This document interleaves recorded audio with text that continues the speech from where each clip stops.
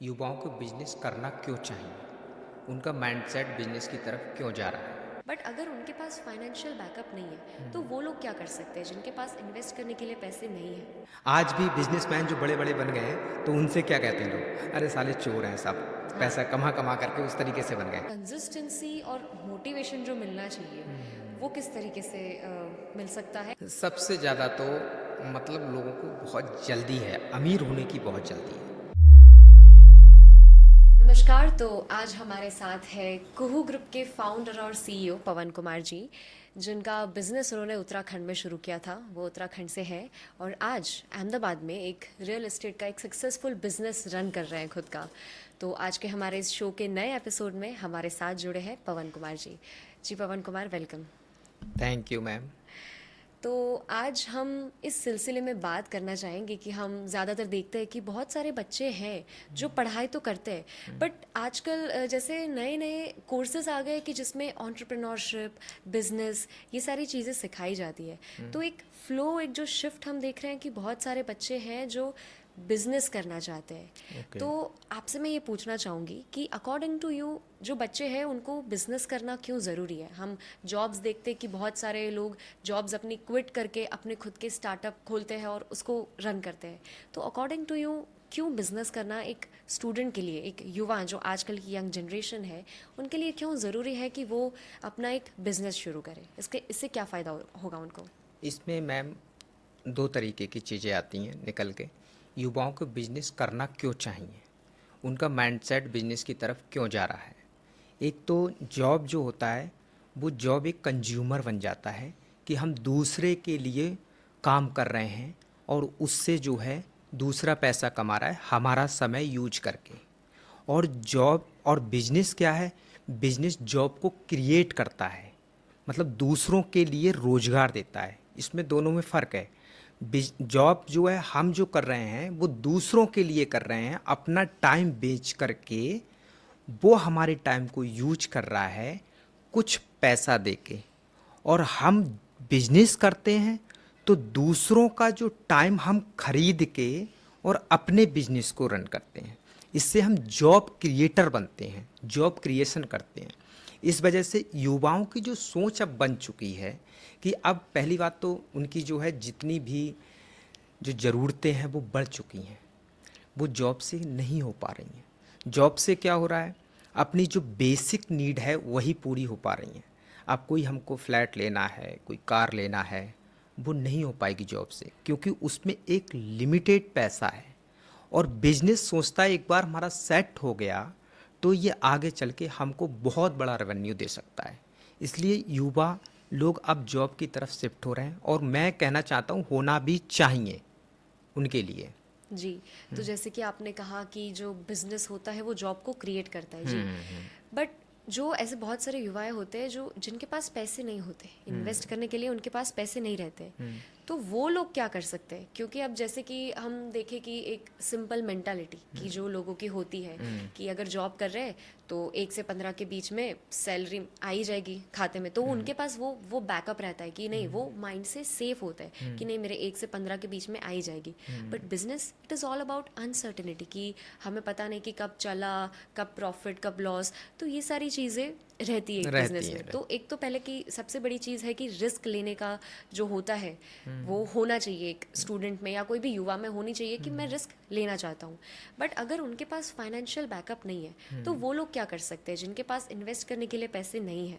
Ma'am इसमें 2 चीज़ें आपने कह दी। हाँ, एक तो ये कि जिसके पास पैसा नहीं है वो व्यापार कैसे शुरू कैसे करे। शुरू करें। दूसरा उनके लिए रिस्क बहुत है जी। कि आपके पैसा नहीं है तो व्यापार कैसे शुरू करें। तो आपके माइंड में व्यापार करने की आई क्यों? जी। पहले तो ये सोचना चाहिए आपके माइंड में व्यापार करने की किसी भी प्रोडक्ट को लेकर के आई, या किसी भी प्रॉब्लम जो समाज के अंदर है, जो देश के अंदर प्रॉब्लम है उसको सॉल्व करने के लिए आई, या फिर पैसा कमाने के लिए आई।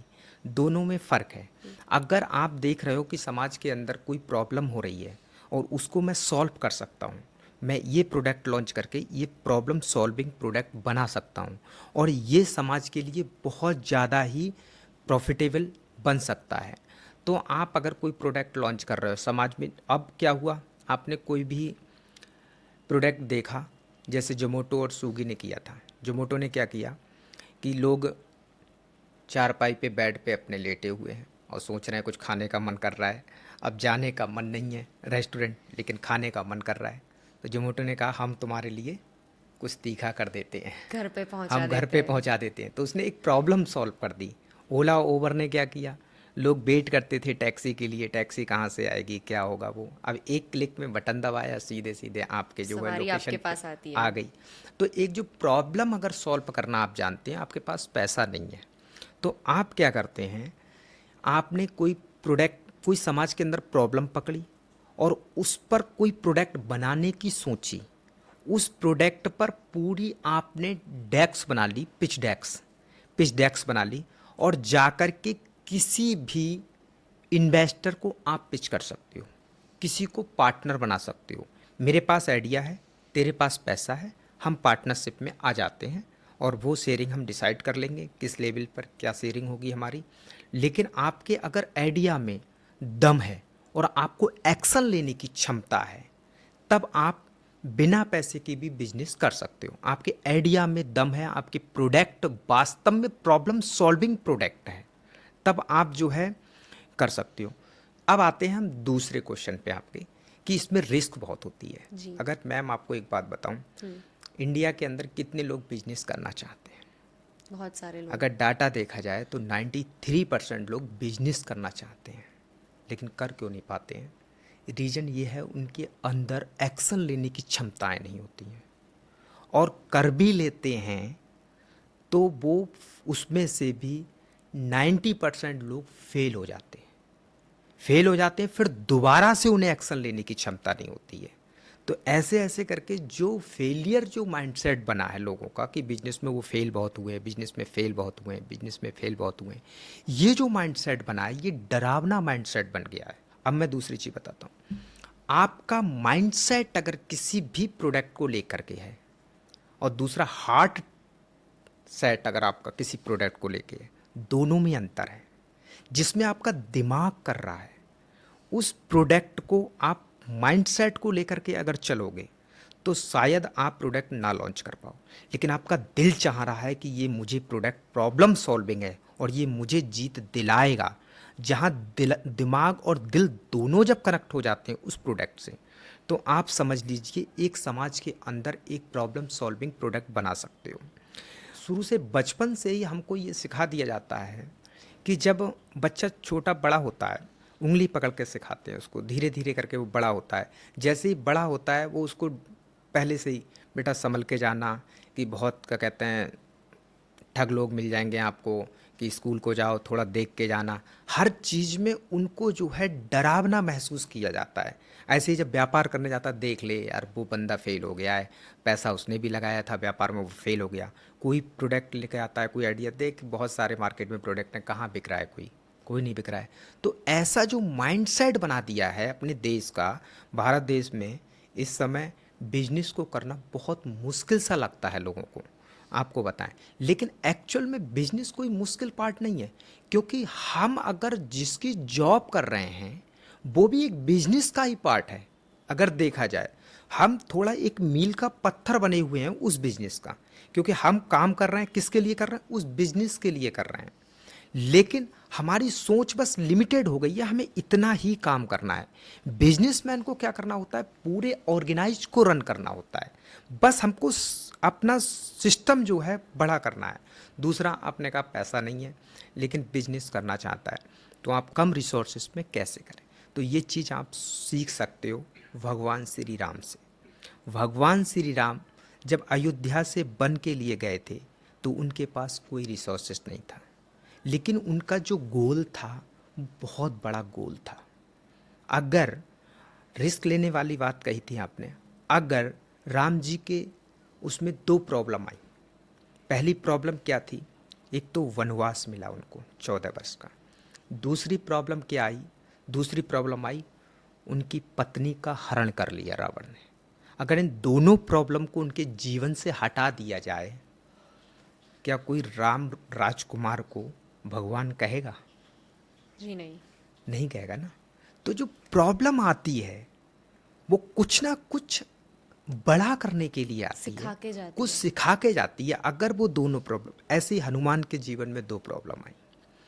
एक, माता सीता का हरण हुआ तो उनका पता निकालना। दूसरा, जब लक्ष्मण को शक्ति लगी तो उनके लिए बूटी लेके आना। तो अगर वो दो प्रॉब्लम को सॉल्व ना करते तो क्या उनको कोई बजरंगबली हनुमान आज नाम से जाना जाता? उनकी सेना में तो बहुत सारे बंदर थे, बहुत सारे बानर थे, लेकिन हनुमान को ही एक फेस क्यों बनाया गया? उनको ही क्यों? उन्होंने एक बड़ी प्रॉब्लम सॉल्व की। अगर आपके जीवन में कोई प्रॉब्लम आती है तो उसको सॉल्व कीजिए। अगर आप नहीं कर पाते हो तो आप खुद ही प्रॉब्लम। तो बिल्कुल। इसीलिए कम रिसोर्सेस में भी काम किया जा सकता है।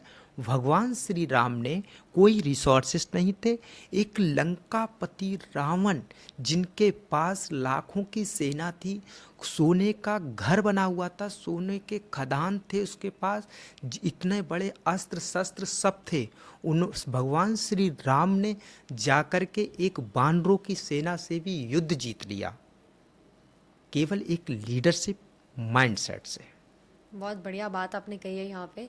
और जैसे कि आपने बताया कि उनको एक पूरा पिच डेस्क बनाना चाहिए जिसके पास पैसे नहीं है उसको। तो जैसे हम देखते हैं ना आजकल बहुत सारे ऐसे चीज़ें अब अभी इंडिया में तो इमर्ज हो रही है, जैसे funding partners, shark tank India जो पूरा शो आता है वो इसी चीज़ पे बेस्ड है कि कोई अपना है अपना आइडिया लेके आए इधर पिच करे, जो इन्वेस्टर्स बैठे हैं सामने उनको पिच करे, उनको अच्छा लगा वो इन्वेस्ट करेंगे और उनके बिजनेस में आगे उनको हाथ बटाएंगे। Right right. और इसके लिए पता है एक मैं आपको एक चीज़ बताना चाहूँगी, ये जो शार्क टैंक है ना, इन लोगों ने जैसे आपने जैसा कहा ना एग्जैक्टली अपने शो को वो ऐसे प्रमोट करने के लिए, बिजनेस को और एंटरप्रेन्योरशिप माइंड को प्रमोट करने के लिए उन्होंने एक ऐसा ही एक ऐड बनाया था जिसमें उन्होंने लिखा था कि जैसे कि आज हम देख सकते हैं कि बहुत सारे जो लोग हैं, युवा है या कोई भी अवस्था में है, वो लोग अपना बिजनेस शुरू कर रहे हैं, ठीक है, जॉब्स क्विट करके।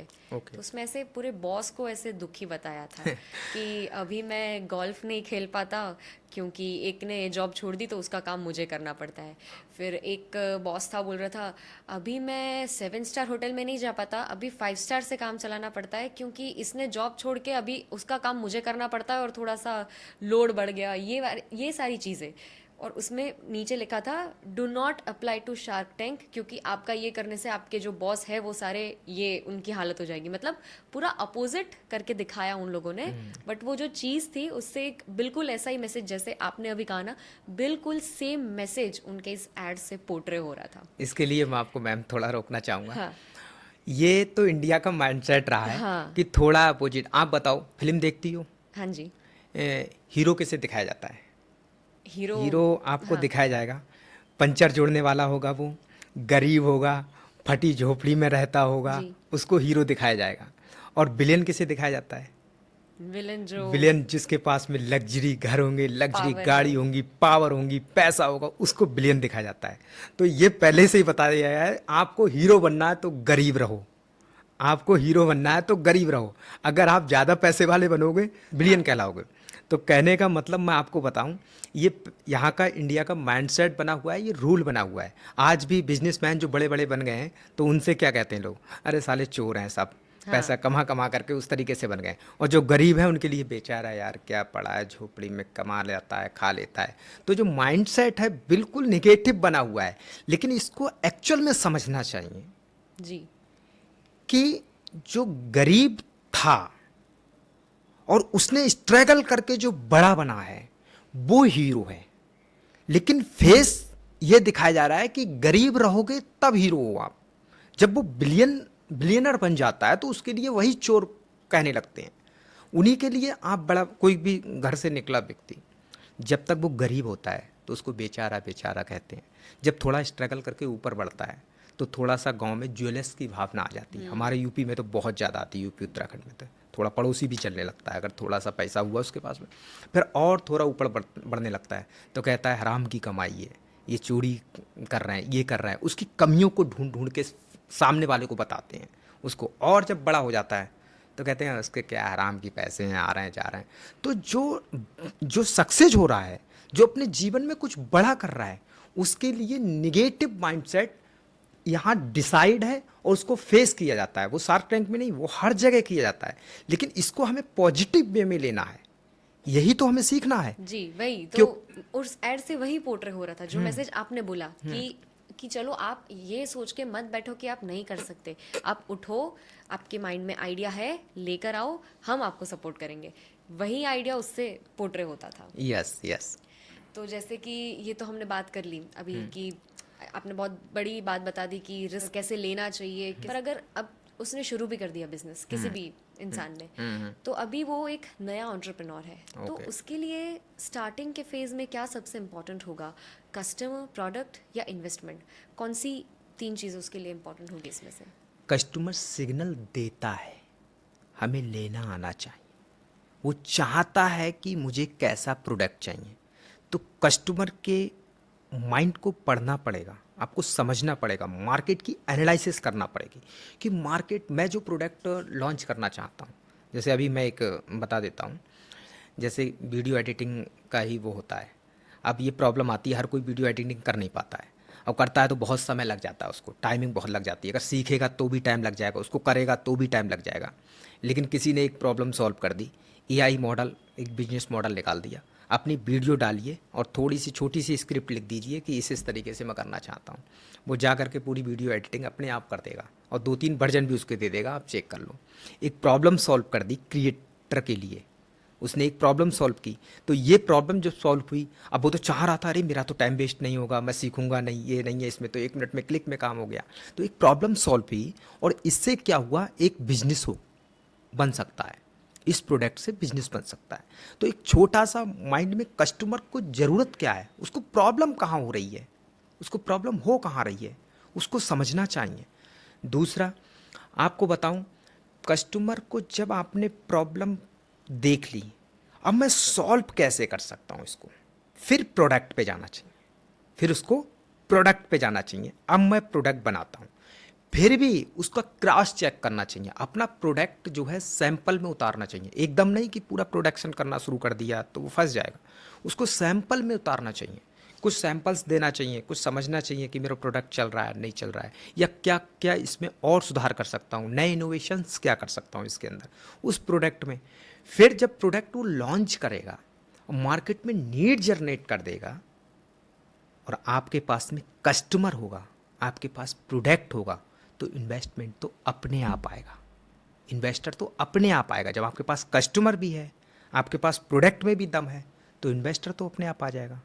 तो ये तीनों का जो कॉम्बो है वो जा कर के बिजनेस रन कर देता है। फिर आप ऐसा कोई अगर एग्जांपल शेयर कर सके तो, कि जिसमें वो चीज़ आई थी इस नीड को देख के, फिर उसने मार्केट में लॉन्च किया, नीड क्रिएट किया, और फिर उसके पास इन्वेस्टमेंट आ गया, ऐसा अगर, या फिर अपना भी अगर आप कुछ बता सकते हैं इसके बारे अरे में। आप जोमेटो को ही ले लो। हाँ जी। जोमेटो ने एक छोटा सा वेबसाइट बना के शुरू किया था काम, कि हम तुम्हें भोजन दिलाते हैं, और 2-3 रेस्टोरेंट से ही खाना दिलाते थे ये, और जा कर के उन्होंने इतना बड़ा एम्पायर खड़ा कर दिया। आज जोमेटो टाटा मोटर्स और महिंद्रा जो है दोनों से बड़ी कंपनी बन चुकी है, 3 लाख करोड़ की कंपनी बन गई।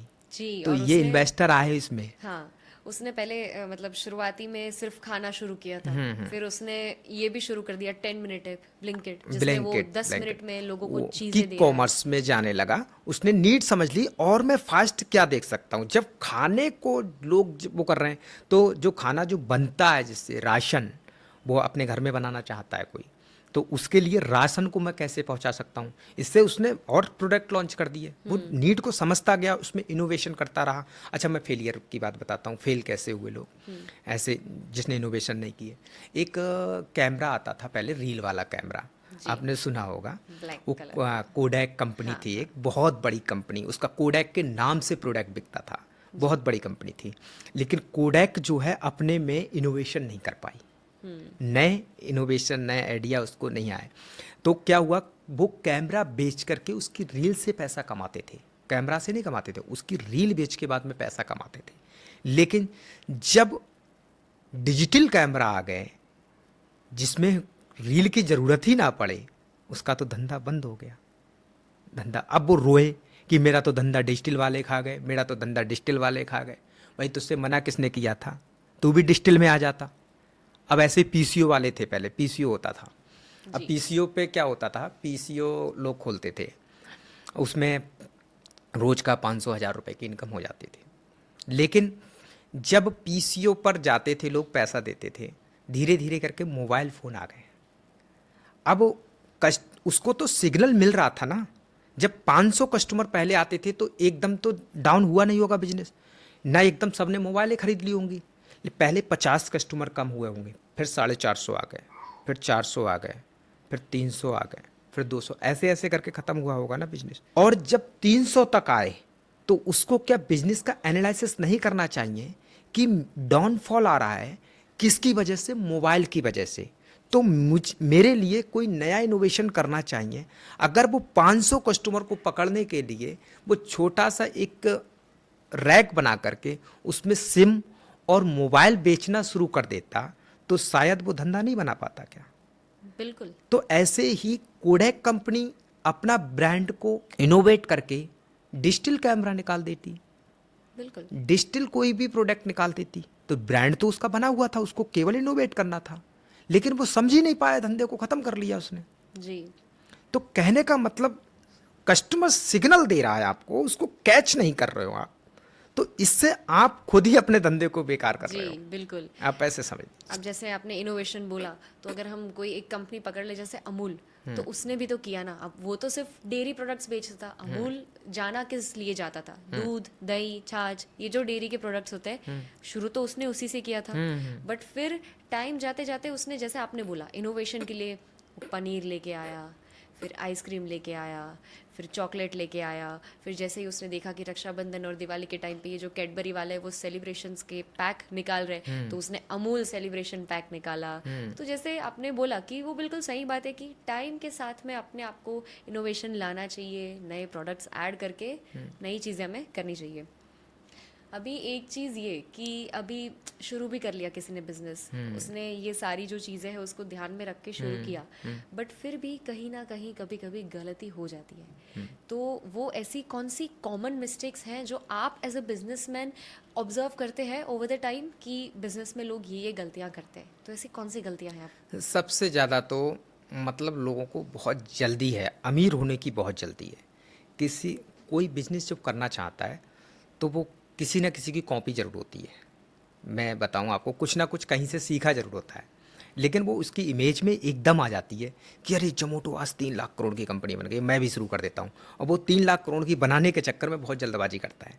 एक स्टेप टू स्टेप आपको 4 पिलर होते हैं बिजनेस के, मैं वो 4 पिलर बताता हूँ। पहला पिलर होता है बिल, मतलब आपकी इच्छा, चाहत क्या है। दूसरी होती है स्किल, आप उसको कर कितना अच्छे से सकते हो, आपकी स्किल क्या है उस प्रोडक्ट के अंदर। एक तो बिल हो गया, दूसरा स्किल हो गया, तीसरा होता है आपका गोल, आपका गोल का क्या है, कहाँ तक ले जाना चाहते हो। चौथा होता है रोल, आपका रोल क्या है, मतलब आप इस समय हो कहाँ पर।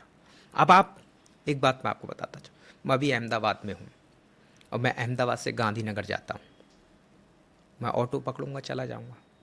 लेकिन क्या मैं दिल्ली जाना चाहूँ तो ऑटो से जा सकता हूँ क्या? नहीं जा सकता। तो मेरा जो रोल है वो कहाँ है और मैं जाना कहाँ चाहता हूँ, उसके लिए मुझे क्या है, अपने छोटे छोटे जो इनोवेशन है वो करना पड़ेंगे। और आपको छोटे छोटे आपको मील के पत्थर बनाना पड़ेंगे। जो हर रोड पे आपने मील के पत्थर देखे होंगे ना, 1-1 किलोमीटर पे लगे हुए होते हैं, वो मील के पत्थर इसीलिए होते हैं दिखाने के लिए। अब भाई तेरा लक्ष्य इतनी दूर बचा हुआ है, अब पहुंच जाएगा, अब इतना दूर है, तो उसके माइंड में क्या आता है कि मैं 1000 किलोमीटर जा रहा था, अब मेरा 100 किलोमीटर हो गया, अब 900 किलोमीटर बचा है, तो उसको लगता है मैं जर्नी क्रॉस कर रहा हूँ। ऐसे आपको भी अपने मील के पत्थर छोटे छोटे बनाना पड़ेंगे। आप जाना कहाँ चाहते हो वो नहीं है, आपकी सोच बड़ी है, अच्छी बात है, लेकिन आप एकदम अगर जाओगे, कभी भी आपको छत पे चढ़ना है तो एकदम ऊपर वाली सीढ़ी पे पैर तो नहीं रख दोगे ना, स्टेप टू स्टेप आगे बढ़िए। दूसरी चीज़ कि हमारा जो कॉम्पिटिटर है वो गलती कहाँ कर रहा है उसको समझिए। मैं आपको छोटी सी एक स्टोरी सुनाता हूँ। एक बनिया था, वो बनिया क्या था, वो उसकी किराना की दुकान थी। 10 साल से उसको कोई भी जो कॉम्पिटिट नहीं कर पा रहा था। 10 दुकानें उस सोसाइटी में खुल चुकी थी लेकिन उसको कॉम्पिटिट नहीं कर पा रहा था। एक छोटा सा लड़का था, वो देखता था कि ये बनिया ऐसा क्या कर रहा है कि जो कस्टमर इससे टूट नहीं रहा है। उसका व्यवहार बहुत अच्छा था, पैसा नहीं होते थे तब भी दे देता था आपको माल, किसी की हेल्प कर देता था, दिवाली पे गिफ्टेड भेज देता था। वो सारी चीज़ें धीरे धीरे करके उसने सारी चीज़ों को उसके सीख लिया। अब उसने अपनी दुकान डाली उसके सामने, जो चीज़ें वो करता था वही वो करने लगा। अब कस्टमर सिमिलर हो गया, उससे और उससे दोनों से कनेक्ट तो हो रहा है, लेकिन कस्टमर उसका पुराना है, उसके पास ही जाएगा।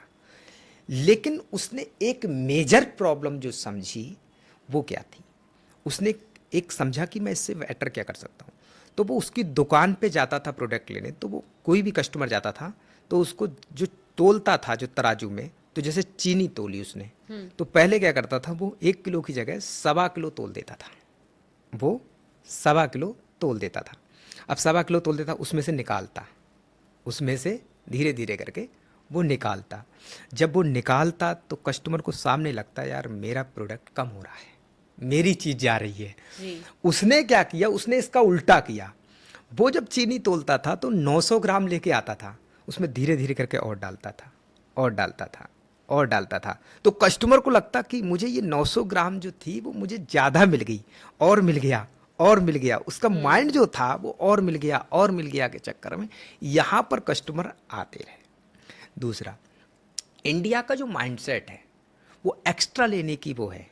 आपके घरों में देखा होगा, जब सब्जी लेने जाती हैं माता धनिया बहनें, एक्स्ट्रा दे दो, धनिया एक्स्ट्रा दे 2-3 दो। मिर्च डाल दो। और चलो धनिया तो एक्स्ट्रा ही है, अगर भिंडी भी ले रहे हो वो 1 किलो अगर तोल के दी है तो 1 किलो अगर तोल के दी है उसमें भी 2 भिंडी उठा के माता बहनें एक्स्ट्रा डाल लेंगी। वो पानी पूरी खाएंगे तो एक पापड़ी एक दे दो, पापड़ी एक्स्ट्रा दे दो। दो। हाँ। अब मैं आपको एक चीज़ बताऊँ, आप किसी समोसे वाले की दुकान पे जाते, समोसे खाते हो आप? हाँ जी। हाँ, समोसे वाले की दुकान पे जाते हो, बहुत बढ़िया समोसा बनाता है, बहुत अच्छा समोसा है, टेस्ट भी अच्छा है। और दोनों समोसे वाले, 2 समोसे वाले हैं, बहुत बढ़िया दोनों बना रहे हैं, खस्ता है, अच्छा है, सब कुछ अच्छा कर रहे हैं वो।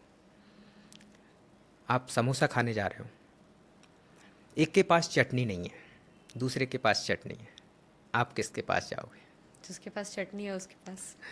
आप तो समोसा खाने गए थे, हाँ। ना कि चटनी खाने गए थे, लेकिन आप समोसा वाले के पास कैसे चले गए? वो चटनी वाले के पास क्यों गए? क्योंकि आपको पैसा तो आपने समोसे के दिए ना, चटनी तो उसने फ्री में दी, लेकिन ना आपको लगा कि उसको समोसे के साथ चटनी भी मिल रही है मुझे, इसलिए गए। तो कहने का मतलब आपको कुछ ना कुछ डीपली चीज़ देखना पड़ेगी, मैं अपने कस्टमर को कैसे करके फेस कराऊं। और दूसरा, मैं छोटे एंटरप्रेन्योर के लिए और जो युवा हैं उनके लिए एक सजेशन और भी देना चाहूँगा। आपने जो अपना कस्टमर बनाया है वो एक कम्युनिटी में बिल्ड कीजिए। ऐसा नहीं है कि नया कस्टमर, पुराना कस्टमर छूटता चला जा रहा है, नया कस्टमर आ रहा है, पुराना छूटता चला रहा है, नहीं। उसको एक कम्युनिटी में बिल्ड कीजिए। जो कस्टमर आपने एक बार पकड़ लिया वो हमेशा आपके साथ कनेक्ट कैसे रहे, वो कनेक्टर की तरह आप काम कीजिए उसके साथ में, वो कनेक्ट आपके साथ कैसे रहे, जिससे एक आपकी कम्युनिटी बिल्ड हो जाएगी। दोबारा रेवेन्यू कैसे दे, नया कस्टमर तो आ ही रहा है, लेकिन क्या पीछे वाला कस्टमर मुझसे टूटता तो नहीं जा रहा है? ये लोगों के अंदर लालच बहुत आ जाता है। जैसे अभी कोई दुकानदार है, वो कोई दुकान पे रेडीमेड कपड़ों के यहाँ जाते हैं। अब रेडीमेड कपड़े में वो 500 रुपये की कपड़े लेने आता है, और एकदम फैमिली आ जाए, कोई एक फैमिली आ जाए बड़ी, वो सोचते हैं अब ये ज़्यादा बल्क में ऑर्डर लेंगे, तो दुकानदार कभी कभी क्या करता है, शॉपकीपर, वो एक जो सिंगल पीस लेने आया था उसको छोड़ करके उसकी तरफ शिफ्ट हो जाता है कि इनको दिखाओ। ये सबसे बड़ी गलती करता है। आपको कस्टमर को उतनी ही वैल्यू दीजिए, चाहे छोटा है चाहे बड़ा है, क्योंकि कल को वो भी ज़्यादा सामान लेने आ सकता है। आपको रिस्पेक्ट उतनी ही दीजिए, आप भेदभाव बिल्कुल ना कीजिए। और तीसरा गलतियां क्या करते हैं लोग, गंजे को कंगी बेचना चाहते हैं। ये पुरानी कहावत है कि सेल्समैन का ऐसा वो बना दिया है, इसका फेस बना दिया है कि गंजे को कंगी बेचना। तो ये सेल्समैन नहीं हुआ, ये तो ठग हो गया ना। उसको ठग जैसा फेस करा दिया कि गंजे को कंगी बेचना। भाई गंजे को ही कंगी क्यों बेचना, बाल वालों की क्या कमी है? एक राइट कस्टमर को ढूंढना चाहिए, गंजे को कंगी क्यों बेचना भाई? बल्कि आपका माइंडसेट क्या होना चाहिए। अगर गंजा आपकी दुकान पे कंघी खरीदने के लिए आ रहा है तो आप उससे मना कर दो, ना कर दो, भाई आपके लिए ये प्रोडक्ट नहीं है, क्योंकि उसके घर में 4 बाल वाले भी बैठे हैं। अगर आपने गंजे को कंघी बेचने की कोशिश की तो वो 4 जो बाल वाले हैं वो आपके कस्टमर नहीं रहेंगे। इसलिए कभी भी राइट ऑडियंस और राइट कस्टमर पे ही टारगेट करो। ये नहीं है हर किसी को अपना प्रोडक्ट बेचने के लिए आप चल दो। जी, ऐसा कहा जाता है मतलब जब मार्केटिंग पढ़ाते हैं बच्चों को तो ऐसा कहा जाता है कि जब भी आप कोई प्रोडक्ट बना रहे हो तो अगर वो आप हर किसी के लिए बना रहे हो ना, इसका मतलब आप किसी के लिए नहीं बना रहे। यस। आपका एक टारगेट ऑडियंस होना ही चाहिए। अब जैसे मैं आपको बताऊंगी कि बहुत सारे कंपनी, बहुत सारे ब्रांड होती है जो क्या करती है पता है, सिर्फ प्रोडक्ट नहीं बेचती, जैसे आपने कहा वो एक एक्सपीरियंस बेचती है। ओके। जैसे कि अगर आप एप्पल का जो स्टोर होगा कहीं पे, आप वहाँ पे अगर जाओगे तो उनका वो जो सिटिंग अरेंजमेंट है, वो जिस तरह से ट्रीट करते हैं अपने कस्टमर्स को, अब वो तो इतनी बड़ी कंपनी है, उसको क्या ज़रूरत है ये सब करने की, बट फिर भी वो लोग जिस तरीके से उनके साथ पेश आते हैं, ये जो करते हैं, एक एक्सपीरियंस देते हैं, एक लग्जरी एक्सपीरियंस देता है कि वो जो बंदा है वो वहाँ पे जाने में उसको प्राइड फील होगा कि देखो मेरे साथ ये चीज़ें होती है वहाँ पे। तो कई बार ये भी चीज़ आई थिंक कहीं ना कहीं इंपॉर्टेंट बन जाती है कि आप कस्टमर को सिर्फ अपना प्रोडक्ट नहीं, एक अच्छा सा एक्सपीरियंस भी बेचो, ताकि वो रिपीट, ताकि वो लौट के आपके पास आपके वापस पास। आए। Yes yes. जी। बट फिर भी ऐसा होता है कि कहीं ना कहीं गलती जो होती है वो, जैसे बिजनेस में तो बहुत सारी हो ही जाती है, 2-3 तो आपने ही बताई कि हाँ क्या हाँ। गलती हम करते हैं, बट उस टाइम पे जो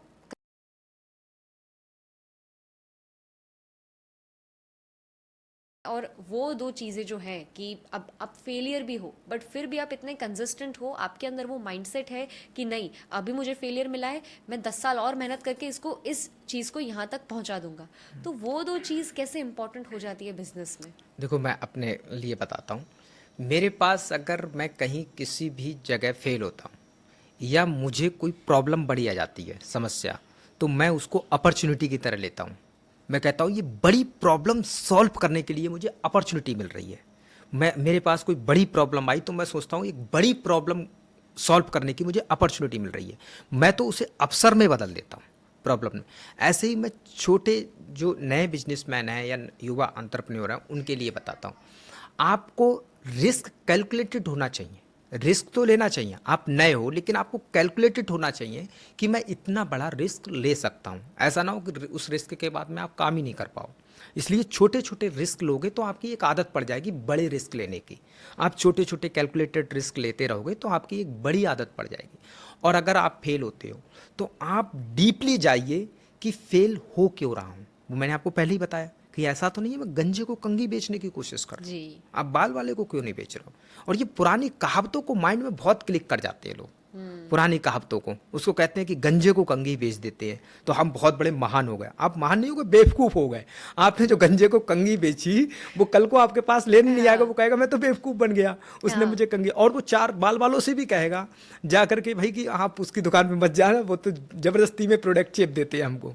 तो ऐसी कोई भी गलती ना करें।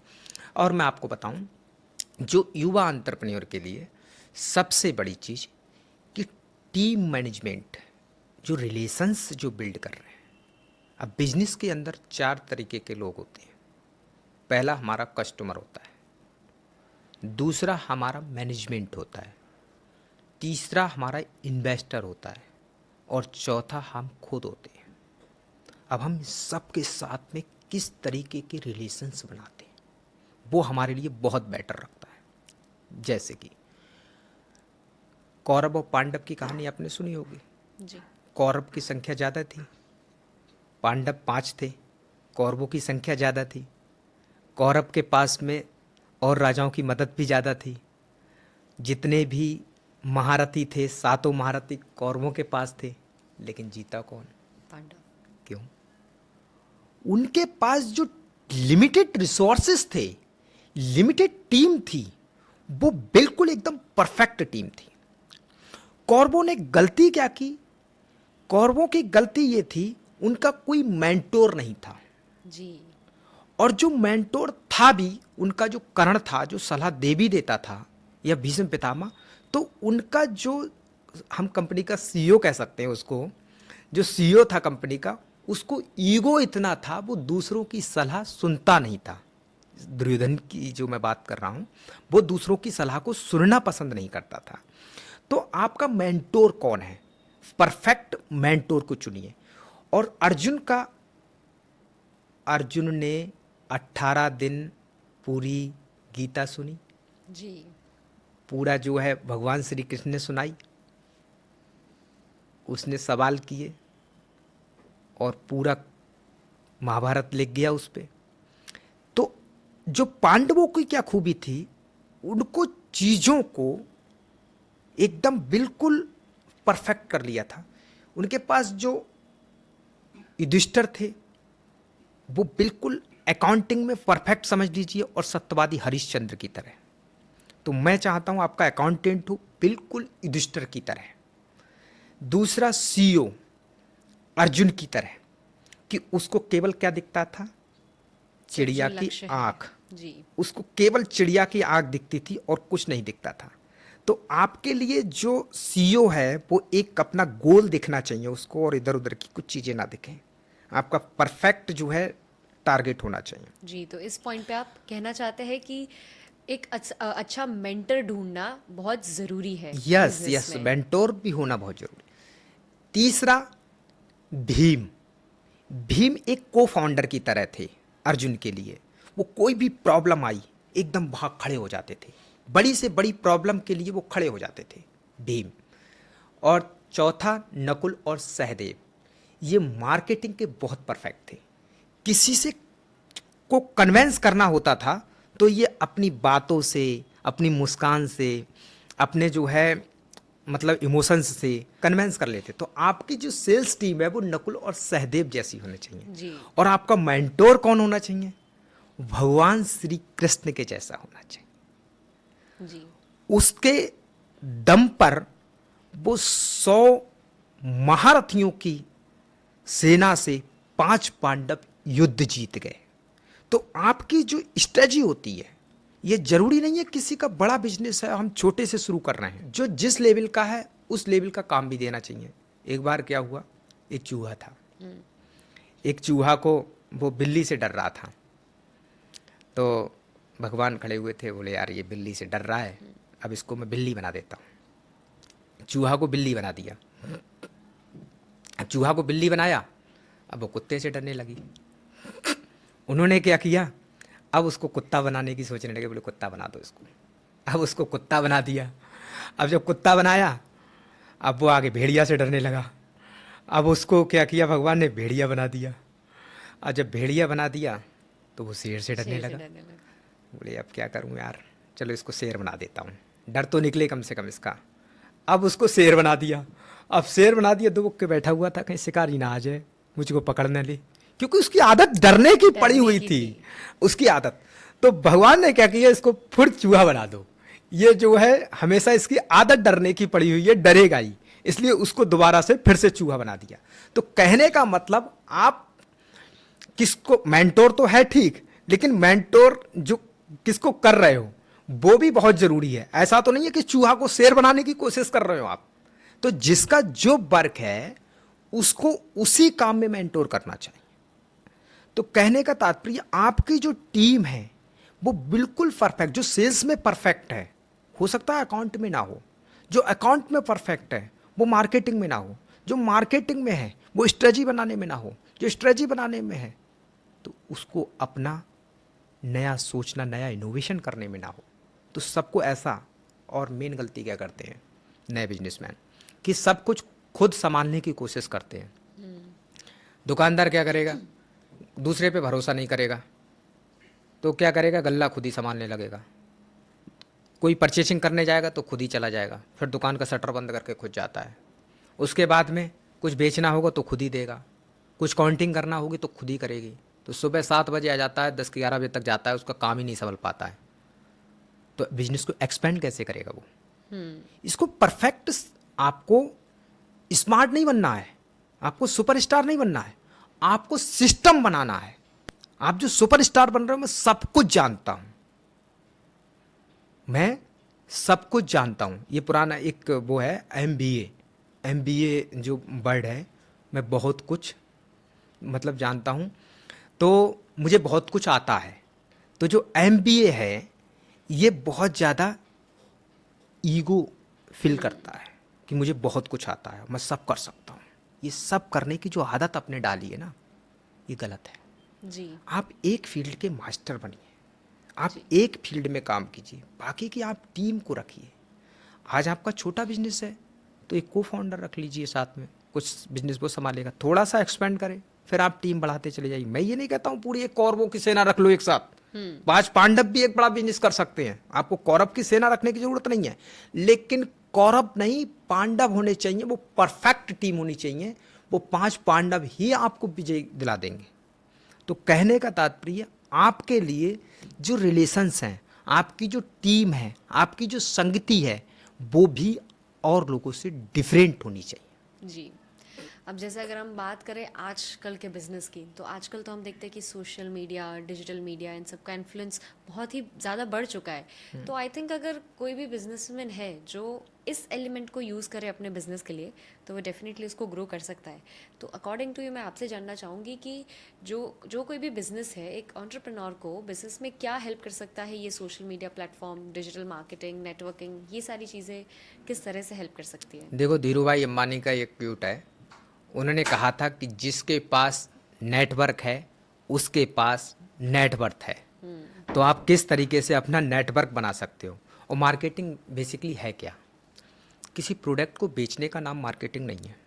आप सोच रहे हो किसी को उसकी वैल्यूएशन दिखाना, उसका फेस दिखाना, कितने लोगों तक पहुंचा रहे हो। अब सोशल मीडिया की बात करता हूँ, मैं अगर 1 to 1 किसी से कन्वर्सेशन करूँ तो ज़्यादा में ज़्यादा दिन में 10 लोगों से मिल लूँगा, बहुत ज़्यादा करूँगा, जल्दबाजी करूँगा तो 20 लोगों से मिल लूँगा। लेकिन अब मैं आपका पॉडकास्ट कर रहा हूँ, ये सोशल मीडिया पे पहुँच गया, हज़ारों लोगों के पास पहुँच जाएगा, हो सकता है कभी कभी लाखों लोगों के पास पहुँच सकता है। तो ये सोशल मीडिया की ताकत है। और सोशल मीडिया पे लेकिन आपको वायरल कैसे होना है, आपके प्रोडक्ट को वायरलिटी कैसे लानी है, इसके लिए मैं एक फार्मूला देता हूँ, सबसे सस्ता फार्मूला है, कम पैसे में। एक किसी ने ना एक पोस्ट डाल दी थी, टमाटर का जो भाव था वो किसी मॉल से ख़रीद के लेकर आया था, तो वो 250 रुपये का था। तो उसने उसका बिल पोस्ट कर दिया एक्स पे। जब उसका बिल पोस्ट किया तो पीछे से जोमोटो ने उसका मौका पा लिया, बोले 250 रुपये में आप टमाटर खरीद के ला रहे हो, हम तो आपको पिज़्ज़ा दे देंगे, इसके साथ एक कोल्ड ड्रिंक भी दे देंगे, और फ्रेंच फ्राइज भी दे देंगे, और आपके घर तक पहुंचा देंगे हम। तो वो जो क्यूट था उसके क्यूट से ज़्यादा वायरल हो गया वो। तो हम मौके का फ़ायदा उठाएं। पीछे से उसने फ्लिपकार्ट ने कर दिया। फ्लिपकार्ट ने क्या कर दिया, अरे 250 रुपये के टमाटर ला रहे हो, हम तो आपके कुर्ती दे देंगे आपको, महिलाओं के लिए उसने कह दिया हम तो कुर्ती दे देंगे और वो भी आपके घर तक पहुंचा देंगे। उनसे कह दिया हम आपको टी शर्ट दे देंगे, तो 250 रुपये में। तो आदमी की जो इमेज आई कि टमाटर के कीमत में मुझको खाना मिल रहा है, ये नहीं देखा उसने रुपये 250 हैं, लेकिन ये चीज़ वायरल हो गई एकदम। तो हम अपने प्रोडक्ट की जो इमेज है वो कहाँ पहुंचाते हैं। अब कंपेरिजन किससे करने लगा, वो टमाटर से करने लगा, प्राइस से नहीं कर रहा है कि 250 रुपये से नहीं कर रहा है, वो कर रहा है कि टमाटर से, कि टमाटर की कीमत में हमको पिज़्ज़ा, फ्रेंच फ्राइज और कोल्ड ड्रिंक मिल रही है। तो हमको जो वायरलिटी है वो इस तरीके की चीज़ों को देखना चाहिए, हम वायरल कैसे होते हैं। दूसरा, अगर हम युवा एंटरप्रेन्योर है तो उस समय पैसे की भी कमी होगी, हम जो है स्टार्टअप हैं तो पैसे की कमी होगी, और हम लोग मार्केटिंग, ट्रेडिशनल मार्केटिंग में जाएंगे, होर्डिंग, बैनर, ब्रांडिंग करेंगे, ये करेंगे तो बहुत ज़्यादा पैसा। आपको फेसबुक, इंस्टाग्राम पे केवल अपना एक पोस्टर बना के चैट जीपीटी से बन जाता है आसानी से, और उसमें एक पोस्ट बना के आपको डालनी है, उसमें तो कोई खर्चा नहीं आया। 10 लोगों ने, 20 लोगों ने उस पर कमेंट कर दिए और आपसे पूछ लिया, हो सकता है किसी को आपका प्रोडक्ट पसंद आ गया तो उसने ख़रीद भी लिया। तो और आपके प्रोडक्ट की कोई कहानी होनी चाहिए जी। लोग कहानियाँ सुनना बहुत पसंद करते हैं। आपका ब्रांड तभी बनेगा उसके पीछे की क्या कहानी है।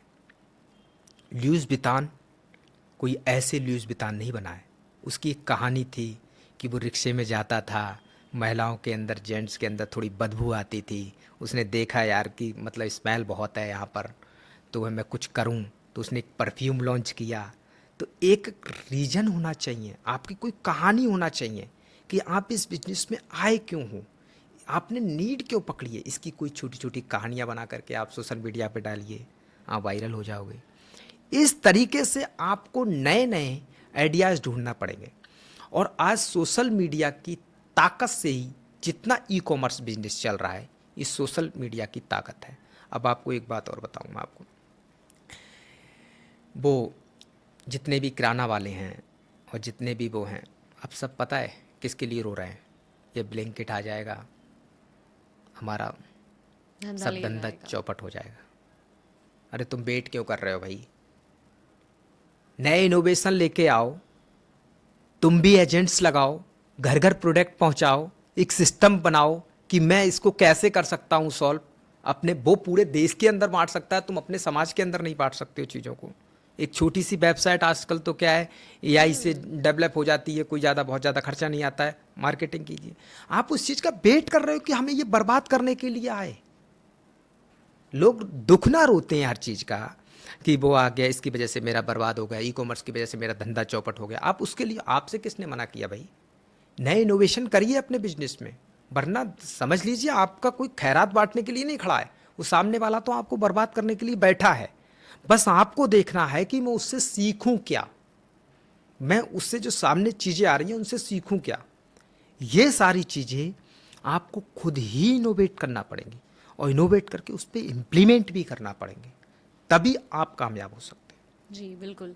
और जैसे कि अभी तक आपने बताया, तो कई बार ऐसा होता है कि ये सारी चीज़ों को ध्यान में रखते हुए हम एक नया बिजनेस बना भी लेते हैं, बट स्टिल कभी कभी फेलियर्स आते हैं बिजनेस ओके। में। तो उस फेलियर को इंसान को कैसे फेस करना चाहिए, और उसके बाद पूरा स्टेप बाय स्टेप फॉर्मूला कि अपने बिजनेस को वो स्टार्टिंग से लेके एंड तक कैसे रन कर सकता है। वो फेल किस वजह से हुआ, उसकी वजह ढूंढना चाहिए। वैसे फेल नहीं होता है कोई, कोई ना कोई वजह जरूर होती है। फिर हमारे कॉम्पिटिटर पास कैसे हुए, टॉप लिस्ट बनाइए जो आपके कॉम्पिटिटर पास हो रहे हैं। एक छोटी सी फिर स्टोरी आपको सुनाता हूँ। एक बार एक कंपनी फेल हो गई थी पूरी तरीके से, और उसको कंपनी बंद करने की नौबत आ गई थी। उसके एक बंदा आया, मेंटोर था, वो उसके लिए आया, बोला बिजनेस मेरा फेल हो रहा है भाई, कैसे संभाला जाए। उस मेंटोर से कहा उसने। तो मेंटोर ने क्या कहा, एक काम करते हैं, आप ऐसे लोगों को हायर कीजिए कि जो ऐसे तरीके बता सकें कि चलती हुई कंपनी को बंद करना है, चलती हुई कंपनी को बंद करना है। अब वो ऐसे लोगों को निकाल दिया। अब इंटरव्यू के लिए दसियों लोग आने लगे। अब वो ये क्वेश्चन बताएं कि ये कमी करो आपकी कंपनी बंद हो जाएगी, ये कमी करो आपकी बंद हो जाएगी, ये कमी करो आपकी बंद हो जाएगी। इस तरीके से उनने पूरी लिस्ट बनाना शुरू कर दी। जो कमियां बताई वही अपनी टीम को उन्होंने कह दिया इसको सॉल्व कैसे किया जाए। जो उन्होंने कमियां बताई उस कंपनी को, बोले मुझे इस कंपनी को बंद करना है, इसके लिए बताओ किस तरीके से बंद कर सकते हो। तो बोले ये कमियां करो आप, बंद हो जाएगी कंपनी, इस तरीके से बंद कर सकते हो, इस तरीके से बंद कर सकते हो। सारी चीज़ें जो थी, प्रॉब्लम थी, उनका जस्ट उल्टा कराया उन्होंने और दोबारा से नया स्टार्टअप किया। ऐसे ही हम जो सक्सेस कंपनियां हैं उनकी डीपली एनालिसिस करें कि ये सक्सेस हो रही हैं, उसी प्रोडक्ट में मैं फेल क्यों हो रहा हूं। तो उसकी आपको अंदर तक कि मेरे प्रोडक्ट में क्या कोई कमी थी, मेरी टीम में कोई कमी थी, या मेरी मार्केटिंग में कोई कमी थी, या कैश फ्लो की प्रॉब्लम थी। लोग जो जल्दबाजी में करते हैं, एक बिग बाजार, बंद हो गया। 90,000 करोड़ की कंपनी, इतना बड़ा पूरा नेटवर्क, जिसका एक छोटी सी मिस्टेक ने उसको बंद कर दिया। बिग बाजार 90,000 करोड़ की कंपनी, उसने क्या किया, उसके अंदर एक मन में लालच आ गया। वो क्या था, दूसरों का प्रोडक्ट बेचता था। उसने दूसरों का प्रोडक्ट बेचता था, तो उसके लिए पैसे की आवश्यकता उतनी थी, केवल माल खरीदना था, प्रोडक्शन नहीं करता था। उसके माइंड में क्या आया कि मैं इन प्रोडक्टों को खुद ही लॉन्च कर दूं, खुद ही बनाने लगूं। पहले वो था, उसको प्रोडक्ट बनाने का एक्सपीरियंस नहीं था, बिग बाजार को मार्केटिंग का एक्सपीरियंस था उसको। मॉल में उसने बड़ा बड़ा स्टॉल लगा करके माल बेचता था वो। धीरे धीरे करके वो बिजनेस बहुत ज़्यादा एक्सपेंड कर गया और 90,000 करोड़ पे पहुंच गया। उसका कॉम्पिटिटर वॉलमार्ट, आज वो कितना बड़ा बन चुका है बिजनेस। कहने का तात्पर्य, उसने जो प्रोडक्ट लॉन्चिंग करना शुरू किया उसमें उसका पैसा बहुत लगा, एक ही प्रोडक्ट में उसका पैसा फंस गया। अब जाकर के वो बल्क ऑर्डर नहीं दे पा रहा है कंपनियों को। जब बल्क ऑर्डर नहीं दे रहा है तो उसको रेट भी वो नहीं मिल रहे हैं। पहले जो बिग बाजार के अंदर जो चीज़ सस्ती मिलती थी वो महंगी होने लगी, तो आदमी फिर बिग बाजार में खरीदने क्यों जाएगा, फिर तो पास पड़ोस की दुकान से खरीद लेगा। उसका मॉडल क्या था, वो बल्क की क्वांटिटी इतना बड़ा ऑर्डर दे देता था कि मिनिमाइज से मिनिमाइज मार्जिन पे बिजनेसमैन को काम करना पड़ता था। सामने वाले को प्रोडक्ट पे कम मार्जिन पे काम करना पड़ता था। वो इतना ऑर्डर दे देता था, इतना बल्क में ऑर्डर दे देता। उसको जैसे रिफाइंड खरीदना है तो उसने कई ट्रक का एकदम ऑर्डर दे दिया। क्यों? उसका तो बिक जाएगा ना, उसका नेटवर्क बहुत बड़ा बना हुआ है। तो उसने बहुत नेगोशिएट करके मिनिमम मार्जिन पे माल ले लिया, उससे बेस्ट से बेस्ट डील कर ली। वो मिनिमम मार्जिन जो था उसको भी खत्म करना चाहना था कि मैं प्रोडक्ट खुद ही लॉन्च क्यों कर दूं। अब भाई फॉर्च्यून का ब्रांड जो बरसों से बना हुआ है, आप खुद अब प्रोडक्ट पे मेहनत करोगे या मार्केटिंग पे मेहनत करोगे, कैश किसके लिए लाओगे, खरीदने के लिए लाओगे, प्रोडक्ट लॉन्च करने के लिए लाओगे या मार्केटिंग के लिए लाओगे। ये बहुत बड़ी गलती करते हैं लोग। हम जिस प्रोडक्ट पे काम कर रहे हैं, हम दूसरे की तरफ ध्यान ना दें कि हम ये लॉन्च कर देंगे तो हमें ये फ़ायदा मिल जाएगा, कि ये लॉन्च कर देंगे लोगों का क्या मन रहता है। जैसे आज आप घड़ी पहने, अब क्या है, आप घड़ी खरीदने गए, घड़ी खरीदी आपने, अब आपने साथ में एक चीज़ पूछ ली कि आपके यहाँ पर चश्मा भी बिकता है क्या। अब उसके दुकानदार के मन में क्या आएगा, शायद मेरा चश्मा होता तो चश्मा भी बिक जाता। उसके मन में एक लालच आता है। अब जो घड़ी के जो रेंज रख रहा था वो 10-20 की, अब उसमें कटौती काटेगा वो और चश्मा लाएगा उस पैसे से, फिर वो जाके चश्मा लेके आएगा। फिर तीसरा दुकानदार आएगा, वो कहेगा भाई, तीसरा कस्टमर आएगा, वो कहेगा भाई कैप भी बेचते हो क्या आप, फिर वो कैप भी ले आएगा। फिर चौथा आएगा क्या बेल्ट भी रखते हो आप, फिर बेल्ट भी ले। वो कस्टमर की राइट डायरेक्शन भी सुन लेता है। इस वजह से भी बहुत सारे धंधे बंद हो जाते हैं। आपको एक ही प्रोडक्ट पे काम करना चाहिए जो आपका जब बहुत ज़्यादा स्केल हो जाए, बहुत ज़्यादा एक्सपेंड हो जाए बिजनेस, अब मेरा चल रहा है बिजनेस, पैसे की कोई कमी नहीं है, मैं दूसरा प्रोडक्ट लॉन्च कर सकता हूं, तब आप उसको लाइए। आप ये मत देखिए कि कस्टमर तो सारी चीज़ें मांगे, कल को लिपस्टिक भी मांग लगेगा, कंघा भी मांग लगेगा, शीशा भी, सारी चीज़ें मांगने लगेगा, तो सब चीज़ लॉन्च कर दोगे क्या एक ही दुकान में। आपने एक चीज़ देखी होगी, कभी बड़े मॉल के अंदर जाते हैं हम, तो एक, मैं एप्पल का ही वो ले लेता हूँ उदाहरण क्योंकि बड़ा ब्रांड है। एक एप्पल का शोरूम होता है और एक मल्टीपल जो फ़ोन होते हैं उसका शोरूम होता है। माल किस में ज़्यादा होता है? मल्टीपल वाले में। मल्टीपल वाले में ज़्यादा होता है। एप्पल वाले में गिने चुने फ़ोन होंगे, पूरा माल भरा हुआ है, खचाखच सब कुछ है, रेवेन्यू कौन ज़्यादा कमाता होगा? रेवेन्यू तो फिर भी ब्रांड एप्पल ही कमाएगा। वो टारगेट कस्टमर को अचीव कर रहा है, वो टारगेट जिसको एप्पल चाहिए वो इस पे आएगा, वो ही आएगा जी। जिसको कचड़ा चाहिए वो उधर चला जाए, लेकिन मेरे पास में मेरा ब्रांड, मेरा कस्टमर आए बस। उसके पास गिने चुने फ़ोन्स हैं, गिनी चुनी चीज़ें हैं, गिने चुने रिसोर्सेस हैं, उससे काम कर रहा है, फिर भी रेवेन्यू ज़्यादा कमा रहा है। इसका मतलब क्या है, वो प्रोडक्ट नहीं बेच रहा है, वो ब्रांड बेच रहा है जी। तो प्रोडक्ट में और ब्रांड में अंतर है। अगर आप प्रोडक्ट बेच रहे हो तो कम्योडिटी मार्केट में काम कर रहे हो आप प्रोडक्ट बेच रहे हो तो कम्योडिटी मार्केट में काम कर रहे हो आप। जैसे एक आप होती है, कोई कहता है कि मैं भाई घड़ी पहनी हूँ, और एक होता है रोलेक्स की घड़ी पहनी हूँ, तो अंतर है। वो रोलेक्स ब्रांड है, घड़ी एक प्रोडक्ट है। तो हम प्रोडक्ट ना बेच करके ब्रांड पे फोकस करें, लेकिन एक होना चाहिए, हमारा ब्रांड होना चाहिए। तो कहने का मैं नए एंटरप्रेन्योर के लिए ये सीख दूंगा कि आप छोटा इनोवेशन लाके बड़ा बिजनेस बना सकते हो, बट बहुत ज़्यादा आप बिल्कुल गोडाउन मत बनाइए अपनी दुकान को, एक स्केल पे काम कीजिए, छोटा बिजनेस शुरू कीजिए, उसी में नए नए इनोवेट लाइए और उसके लिए आगे कैसे एक्सपेंड कर सकते हैं इसके बारे में हमेशा सोचिए। जी बिल्कुल। एंड आपके साथ आज बात करके मैं होप करती हूँ कि बहुत सारे जो यंग एंटरप्रेन्योर्स ये बातें सुन रहे होंगे उनको बहुत कुछ सीखने को मिला होगा। So heading towards the end of my conversation, एक आखिरी सवाल जो मैं आपसे पूछना चाहूँगी वो है कि जितने भी यंग एंटरप्रेन्योर्स हैं आप उनको क्या संदेश देना चाहेंगे, क्या आपका लास्ट मैसेज और एडवाइस होगा सारे यंग एंटरप्रेन्योर्स के लिए? सबसे पहली चीज़, आप जो करना चाह रहे हो उसको करो, सही समय का इंतज़ार मत करो। हर समय सही है। आपके पास छोटे रिसोर्सेस हैं, छोटे रिसोर्सेस से शुरू करो। फ्लिपकार्ट ने भी और अमेजॉन ने बुक सेलिंग से काम शुरू किया था।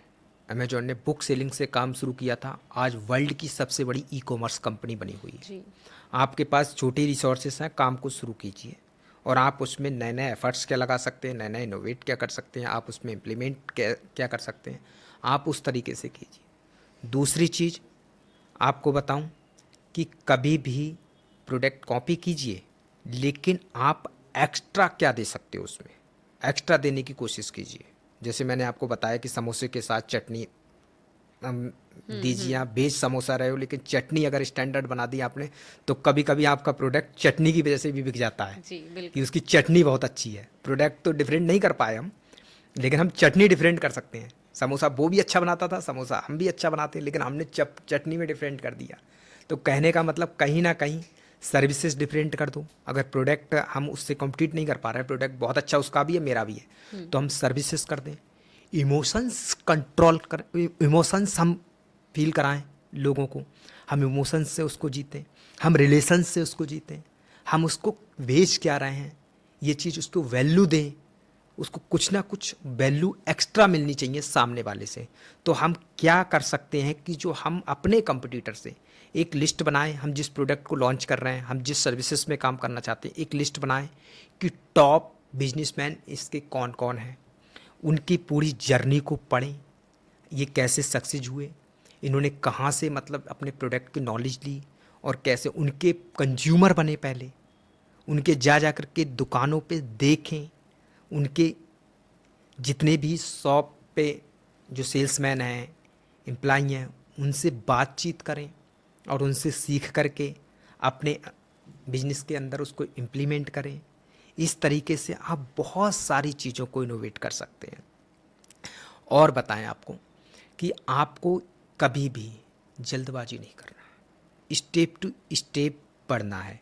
जैसे आपने कछुआ और खरगोश की कहानी सुनी थी, जी उसमें जो है कछुआ जीत जाता है, खरगोश हार जाता है। फिर दूसरी कहानी क्या आती है, खरगोश कहता है अब की बार में मैं सोऊंगा नहीं, मैं अब की बार में सोऊंगा नहीं, फिर से करते हैं लक्ष्य। कछुआ बोला ठीक है, कोई दिक्कत नहीं है भाई। कछुआ ने क्या किया, कछुआ ने कही ठीक है हम कंपटीशन करते हैं, लेकिन पहली बार लक्ष्य तूने लगाया था, अब की बार मैं लक्ष्य लगाऊंगा मैं। बोले अच्छा। उसने नदी के पार लक्ष्य लगा दिया, नदी के पार लक्ष्य लगा दिया। बोले चल अब साथ में। अब खरगोश इधर उधर भाग रहा है, वो लक्ष्य पे कहाँ पहुँच जाएगा, या तो खरगोश की दौड़ दौड़ो। कछुआ ने क्या किया, पानी में तैरते हुए अपने लक्ष्य पे पहुँच गया। तो कहने का मतलब बैरियर कंट्रोल, आप अपने बिजनेस में बैरियर कैसे लगा सकते हो। जीतना है आपको, चाहे आप धीरे चाल चलते हो चाहे क्या, आपका गोल जीतना होता है। एक गोल जीतना, चीटिंग करके आप जीत जाओ, किसी के साथ मतलब रेस में दौड़ रहे हो, उसकी कॉलर पकड़ के खींच के गिरा दो, आप आगे बढ़ जाओ, जीत तो आप फिर भी गए। एक आप अपनी मेहनत से आगे बढ़े और आप जीते, गोल दोनों ने प्राप्त किया। वो कॉलर पकड़ के खींच के अगर उसको गिराया कॉम्पिटिटर को तो भी आप जीते, लेकिन मेहनत करके आपने जीते तो भी आप जीते।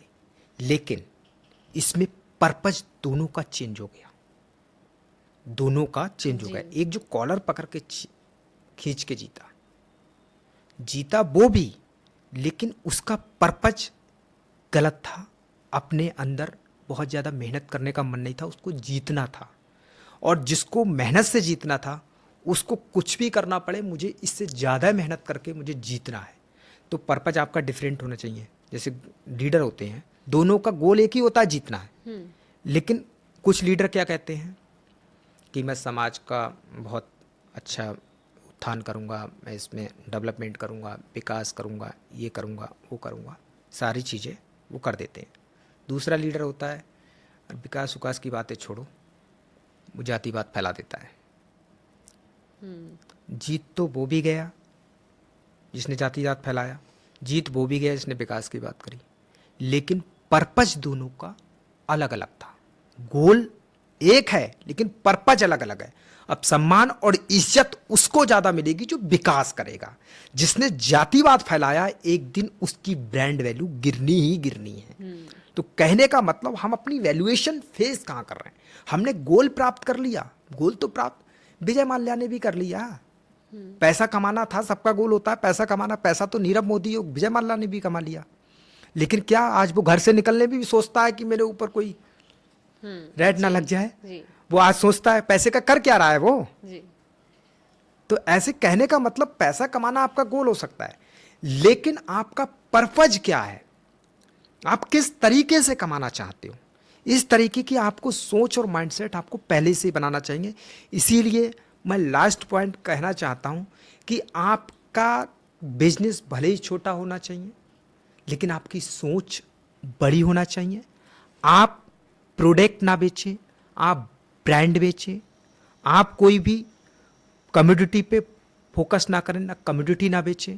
आप इमोशंस बेचिए, आप कोई स्टोरी बेचिए, तब आप एक बड़े बिजनेसमैन और एंटरप्रेन्योर बन सकते हैं।